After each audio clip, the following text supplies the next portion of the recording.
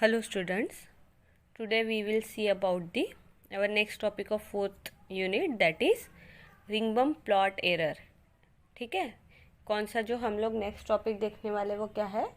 रिंगबम plot error and relative error in spectrophotometry.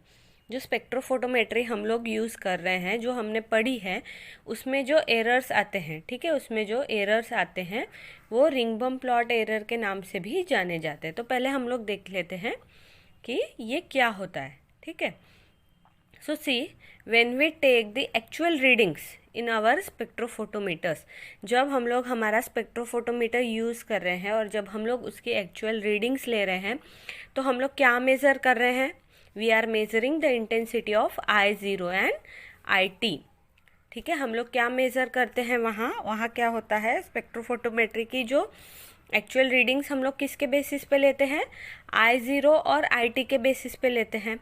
ठीक है, और इन दोनों का जो रेशो हमें मिलता है, the ratio of this two gives us the value of transmittance. I0 the intensity of incident radiation and IT is the intensity of transmitted radiation. तो इनका जो रेशो होता है, इन दोनों का जो रेशो होता है, उसके ऊपर से हम लोग किसकी वैल्यू निकालते हैं? वैल्यू ऑफ ट्रांसमिटेंस निकालते हैं।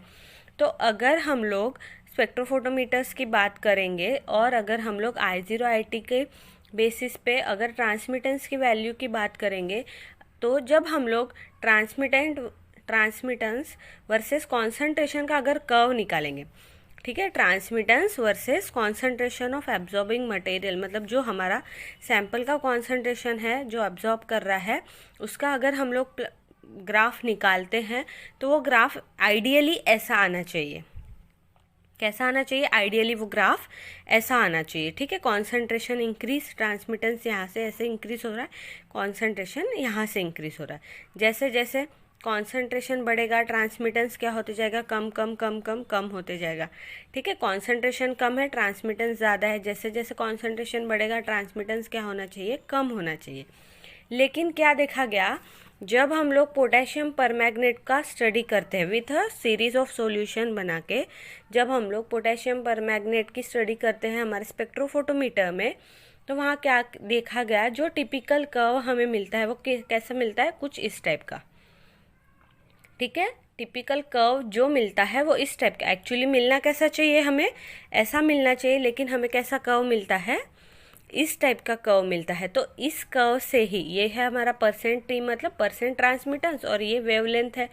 ठीक है, तो ये ग्राफ से ही हम लोग क्या बता सकते हैं कि हमेशा जो हम ट्रांसमिटेंस मेज़र करते हैं उसमें क्या होता है? एरर होता है, उसमें हमेशा कुछ ना कुछ एरर्स होते हैं। तो अब हम लोग देखते हैं कि ये जो एरर होते हैं ये किस वजह से होता है। तो एक तो हो सकता है कि source of error is the absorption of radiation, जो रेडिएशन हम लोग हमारे सैंपल से पास कर रहे हैं।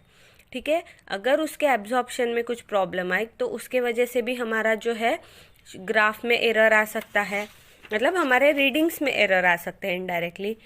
ठीक है, या तो कोई अदर कंपाउंड हमारे जो सैंपल में प्रेजेंट है उसके वजह से एरर आ सकता है। ऐसा कंपाउंड जो उस इंटेंसिटी पे एब्जॉर्ब कर रहा है उसके वजह से एरर आ सकता है।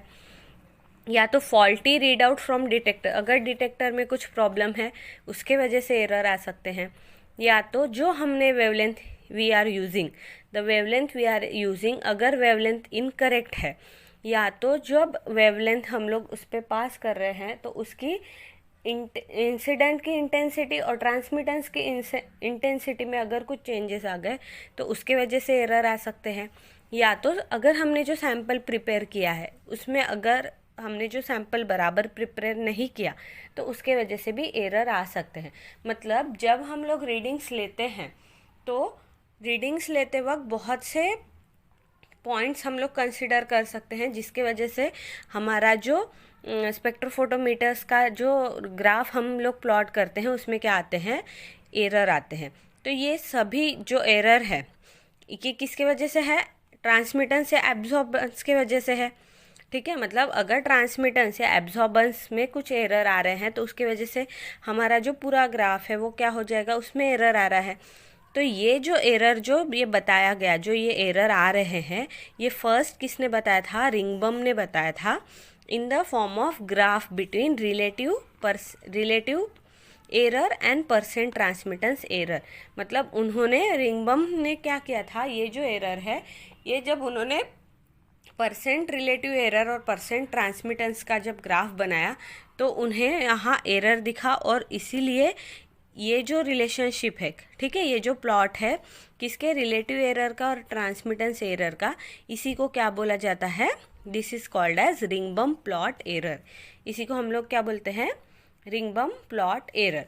तो अब ये जो एरर है, ठीक है, जो रिलेटिव एरर है जिसको हमें निकालना है, वो हम लोग कैसे निकाल सकते हैं? Concentration of the given sample, the relative error in measuring the concentration of the sample.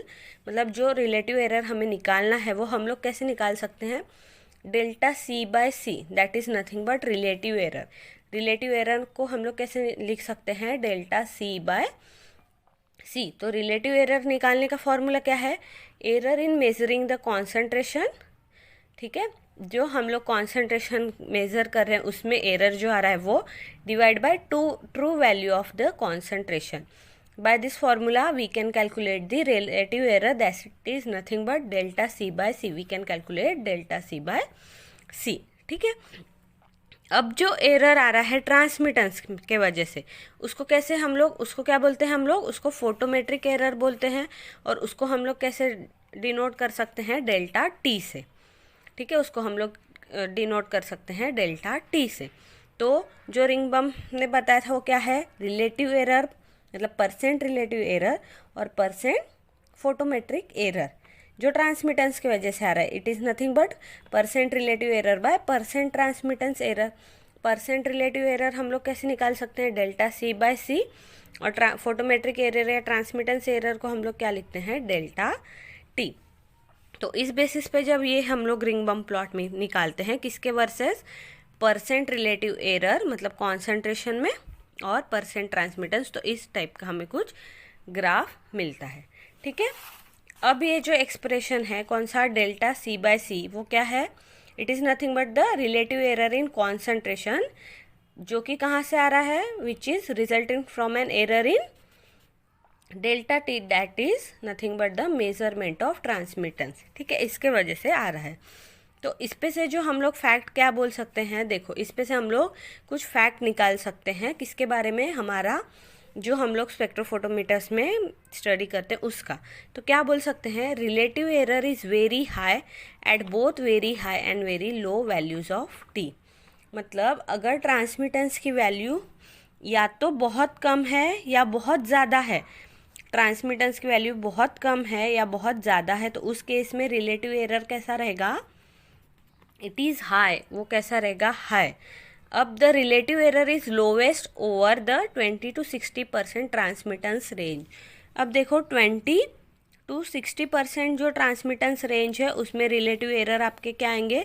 बहुत कम। लेकिन एकदम लो और एकदम हाई वैल्यू पे आपका एरर कैसा रहेगा? बहुत ज़्यादा रहेगा। उसके बाद the relative error is minimum at 36% transmittance. ये क्या देखा गया उसके बाद? कि जो 36% ट्रांसमिटेंस है उस पर आपका जो रिलेटिव एरर रहेगा वो सबसे कम रहेगा। तो इस बेसिस पे, और रिंगबम, मतलब वही रिंगबम प्लॉट के बेसिस पे हम लोग ये तीन क्या इंपॉर्टेंट फैक्ट्स देख सकते हैं। तो इसी के बेसिस पे हम लोग क्या बोल सकते हैं कि best result, it is advisable to work in 20 to 60 range transmittance range. मतलब अगर हम लोग स्पेक्ट्रोफोटोमीटर्स यूज़ कर रहे हैं तो 20 to 60% ट्रांसमिटेंस रेंज पे अगर हम लोग हमारी वैल्यूज़ लेते हैं या हमारा एक्सपेरिमेंट परफॉर्म करते हैं तो वहाँ कम से कम एरर आने, वहाँ के जो एरर रहेगा वो कैसा रहेगा? सबसे कम रहेगा। तो इसी को अगर हम लोग इक्वेशन से हम लोग कैसे निकाल सकते हैं? तो देखो, इक्वेशन 1 जो हमारे पास था उससे हम लोग क्या बोल सकते हैं? हमें एक फॉर्मूला पता है, A is equal to A C T, that is A T is equal to A by C. A is nothing but your minus L N T. तो माइनस एल एन टी और A की value हमें क्या मिली है? ए की value ए C T, इन दोनों को put कर सकते हैं, minus L N T is equal to A C T. ठीक है। अब अगर ये माइनस साइन हमने यहाँ शिफ्ट कर दिया तो ln t is equal to minus ACT। इसका जब हम लोग डेरिवेटिव लेंगे तो क्या आएगा, delta t by T is equal to minus AT। ये c का क्या आ जाएगा, डेल्टा c आ जाएगा। So delta c is equal to minus delta t by T 1/AT। फिर से ये डेल्टा c, ये माइनस की साइन हमने ये कर ली, तो यहाँ क्या आया, delta t by T is equal to c by A. 1/AT means c by A, यहाँ से हम लोग निकाल सकते हैं। ठीक है, इक्वेशन 2 से। अब डेल्टा c बाय c की वैल्यू निकालनी है by delta t is equal to minus 1/TA। तो delta c by delta t is equal to ये 1 बाय माइनस टी, ए की वैल्यू हमने क्या डाली, minus ln IT by I0, that is delta c by delta t equal to 1/T ln IT by I0।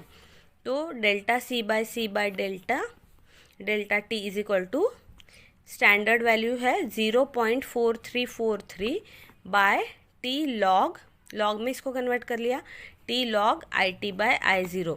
ये relationship हम लोग किसके लिए यूज़ कर सकते हैं, this relationship we can use to find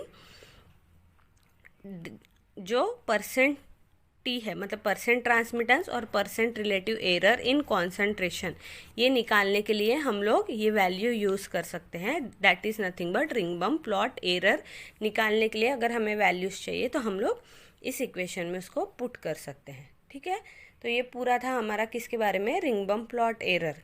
ठीक है, थैंक यू स्टूडेंट।